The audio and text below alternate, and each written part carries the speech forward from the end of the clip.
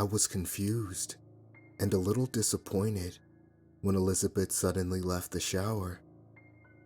She just walked out on me after we had only been in there for about 5 minutes. She didn't say anything, she didn't dry off, she just left. I called after my girlfriend, but she didn't respond.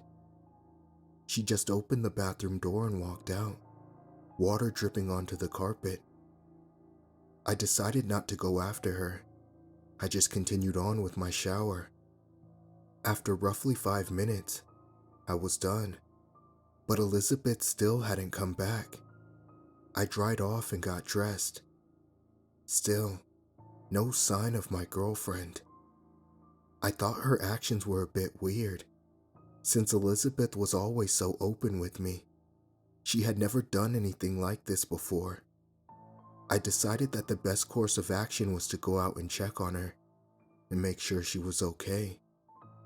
I left the bathroom and followed the trail of wet footprints she had left on the floor. She had apparently walked straight out of the bathroom and into the living room. The trail zigzagged for a bit until it reached the cabinet on the far side of the room.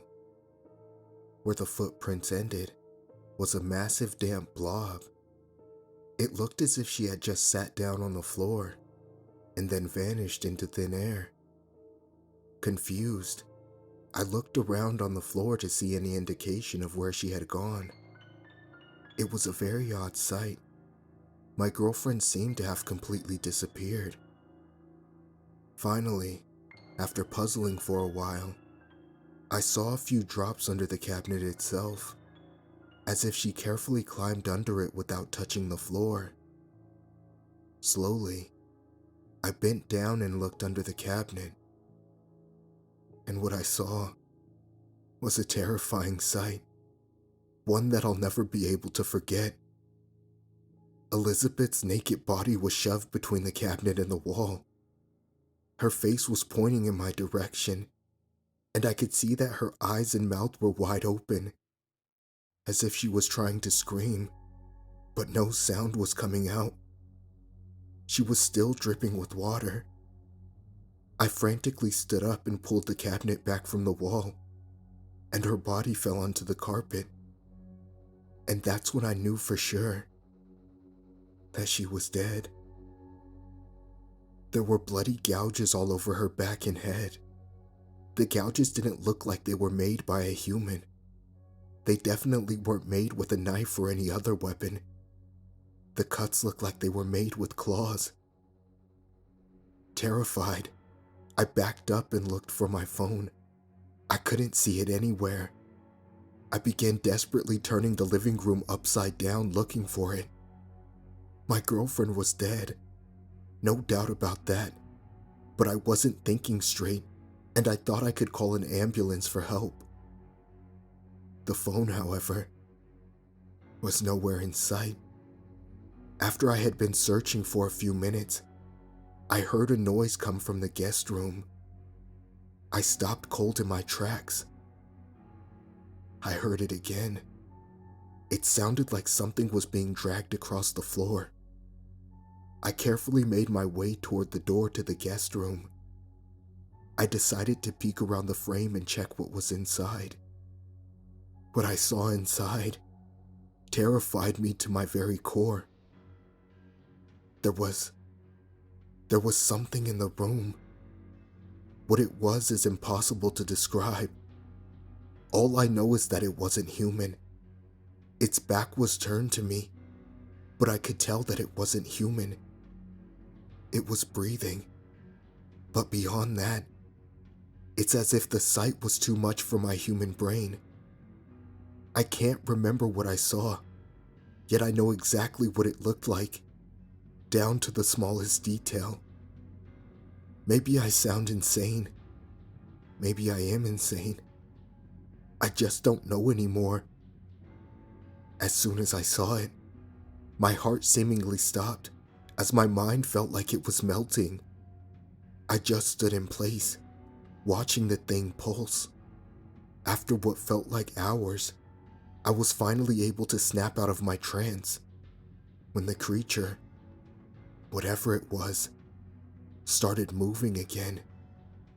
It slowly began to turn its head in my direction. I knew I had to get away from this thing. Still in a state of shock, I backed away. I didn't know where to go.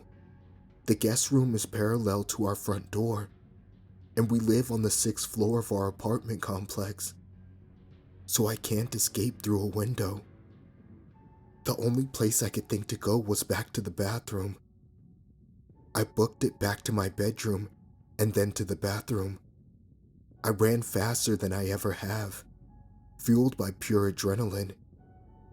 As soon as I made it inside, closed and locked the door, I collapsed on the cold tile. The house was silent. Now that I was still, the loss of Elizabeth hit me like a freight train.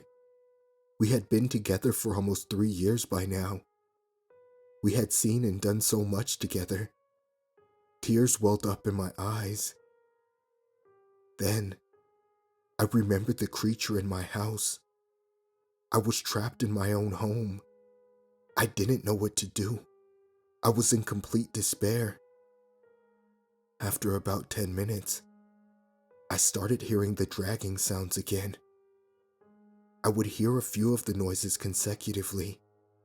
Then there would be a pause, and about 15 seconds later, the cycle would repeat itself. The last time I heard the dragging sound, it was accompanied by another sound. It took me a while to realize that the sound was a knock. The creature was knocking at my door. It knew I was here.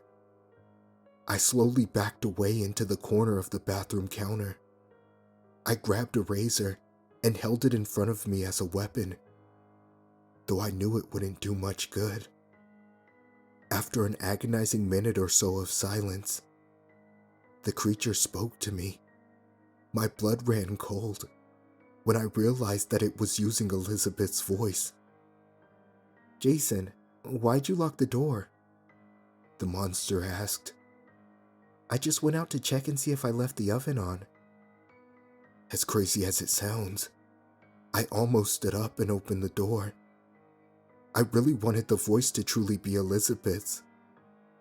I was suffering the trauma of what I had seen, but I remember all too clearly the dead body of my girlfriend. She was dead, and if I let the creature in, I would be too. So, I didn't respond. I just sat there, razor in hand, waiting in silence. The creature continued to speak in Elizabeth's voice after that. The voice would plead with me, saying it was worried. It said that it loved me. It even said that it wanted to marry me. I just tried to ignore it, tears streaming down my face. About an hour after the voice started, it began knocking as well. I covered my ears and curled up into a ball, praying to whatever God was out there to make it stop. But it never did. It just kept going. It's been 14 hours since then. I found my phone in a laundry basket, which is how I'm writing this now, in the hopes that someone will come and save me. I've tried calling 911, but I haven't gotten a response. I've tried contacting friends and family. That hasn't worked either. It's almost as if this monster had closed me off from the world, except for a very small window. That's why I'm sharing this story here, with the small hope that someone will read this and be able to rescue me. I know it isn't likely, but it's all I have. But the worst thing about all of this is that over the last few hours, I've been having this bizarre urge to leave, to just get up and walk straight out to the creature. I can't take this much longer. Please, if there's anyone out there, help me.